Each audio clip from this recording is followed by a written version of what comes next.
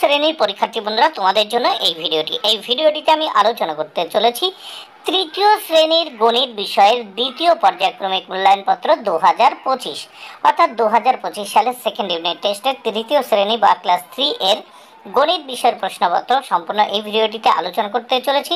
অবশ্যই দেখে নিতে হবে সিসিই পদ্ধতি অনুসরণ করে প্রশ্নপত্রটি তৈরি হয়েছে। পূর্ণমান 30, সময় 1 ঘন্টা। পরীক্ষার্থীর নামের জায়গায় তোমরা তোমাদের নাম অর্থাৎ পরীক্ষার্থী বন্ধুরা তোমাদের নাম লিখবে, বিদ্যালয়ের নামের জায়গায় তোমরা তোমাদের বিদ্যালয়ের নাম লিখবে, ক্রমিক সংখ্যার জায়গায় তোমাদের রোল নাম্বার লিখবে। প্রথমে আমরা দেখে নেব এক দাগে কি বলেছে। এক দাগে বলেছে সঠিক উত্তরটিতে টিক চিহ্ন দাও। 6টি প্রশ্নের উত্তর করতে হবে, 6 মার্ক। প্রত্যেকটি প্রশ্নের জন্য 1 মার্ক করে বরাদ্দ। একের ক, 11 থেকে 3 বিয়োগ করা যায়, উত্তর হবে 3 বার। খ, 10 বার 10 যোগ করলে পাওয়া যায় 100। গ, 13কে 2 দিয়ে ভাগ করলে ভাগশেষ থাকে 1। ঘ, 7টা 8 এর যোগফল, 7টা 8 এর যোগফল কত হয়? 56। অঙ্গ, কোন সংখ্যাকে 5 দিয়ে ভাগ করলে ভাগশেষ 5 এর চেয়ে ছোট হয়। চ, 8 বার 5 ঘর করে লাফালে যাওয়া যায় 40 ঘর। এবার আমরা দেখে নেব 2 দাগের প্রশ্ন ও তার উত্তরগুলো। 2 দাগে কি বলেছে দেখে নেওয়া যাক। সঠিকভাবে ফাঁকা ঘর পূরণ করো। এখানে 4টি ফাঁকা ঘর পূরণ করতে হবে। মোট হচ্ছে 4 মার্ক, প্রত্যেকটির জন্য 1 মার্ক করে বরাদ্দ। 2 এর ক, 32 ভাগ 8 কত হবে? 4 8 32, 4। খতে ভাজ্য সমান সমান ভাজক গুণ ভাগফল যোগ ভাগশেষ। গ দাগে বিজোড় সংখ্যার সাথে 1 যোগ করলে জোড় সংখ্যা পায়।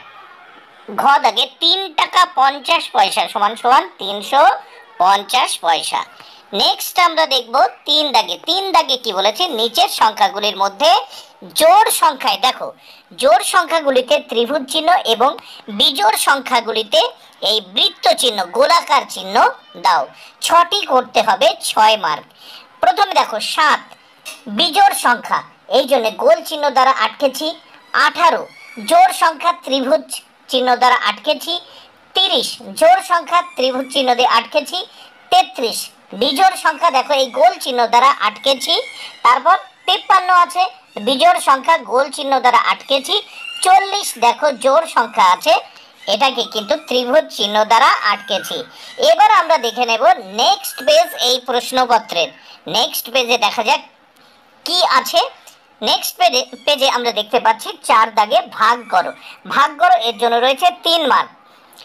125 ভাগ কত? 5। 125 ভাগ 5, 5 দিয়ে আমরা 125কে ভাগ করব। দেখো প্রথমে কত? 12-র ভিতর 5 কবার যায়? 5, দেখো 5 দুগুণে কত? 10। তাহলে এই 12 থেকে 10 বিয়োগ করলাম, এখানে কত পাচ্ছি? 2। এবার এই 5 নিচে নামালাম, 25। এইবার দেখো এই 25-এর ভিতর 5 কবার যায়? 5 5 25, তাহলে মিলে গেল। এবার নেক্সট আমরা দেখব 5 দাগে গুণ করো। এখানে দেখো 112 গুণ কত আছে? 6। 112 গুণ 6, এই 112কে 6 দিয়ে গুণ করব। দেখো এর জন্য 3 মার্ক বরাদ্দ। প্রথম 6 দিয়ে 2কে গুণ করব।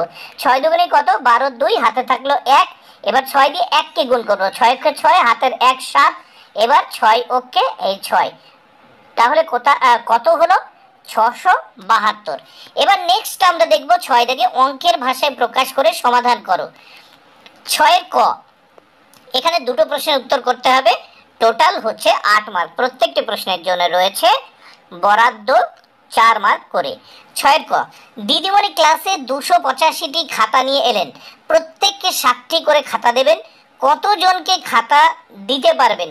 কতগুলো খাতা দিদিমণির কাছে থাকবে? তাহলে আমরা এটা ভাগ করে এর সমাধান করতে পারবো। এবার দেখো এই 285কে 7 দিয়ে আমরা ভাগ করব। তাহলে কতজনকে খাতা দেওয়া যাবে সেটা বেরিয়ে যাবে, আর কতগুলো খাতা থাকবে। প্রথম দেখো 285-এর ভিতর 28-এর ভিতর আমরা 7 নেব, 7 দিয়ে ভাগ করব। দেখো 4 7টা কত? 28। তাহলে এবার দেখো বিয়োগ করলে কত থাকে? 0। 8 থেকে 8 বিয়োগ করলে 0। দেখো 2 থেকে 2 বিয়োগ করলে 0। এই 22 শূন্য না বসালেও কোনো ব্যাপার ছিল না। এইবার দেখো আমরা এই 5 নিচে নামালাম। এইবার দেখো এই 5কে আমরা যদি ভাগ করি, কত দিয়ে ভাগ করব? দেখো আমরা শূন্য, দেখো এখানে যেহেতু দেখো 5 রয়েছে, এখানে 28কে বিয়োগ করেছি, এবার 5কে আমরা ভাগ করলে কত পাবো? দেখো যদি একবার দিই তাহলে কিন্তু বেশি হয়ে যাবে, 5-এর থেকে 7, তাহলে আমরা 0 বার দেব। তাহলে 0 বার দিয়ে 0 দিয়ে যদি ভাগ করি, 7-এর 0 কত হয়? 0। এবার 5-এর থেকে 0 বিয়োগ করলে কত থাকে? 5। তাহলে উত্তর হচ্ছে কত? 40।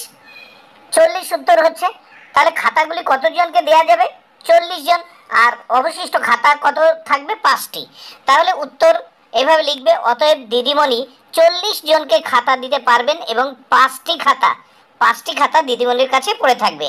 নেক্সট আমরা দেখব খ দাগে, 705টি পেয়ারা 7টি বস্তায় সমান সংখ্যায় রাখলে প্রত্যেক বস্তায় কতগুলি পেয়ারা রাখা হলো, বস্তার বাইরে কতগুলো রইল?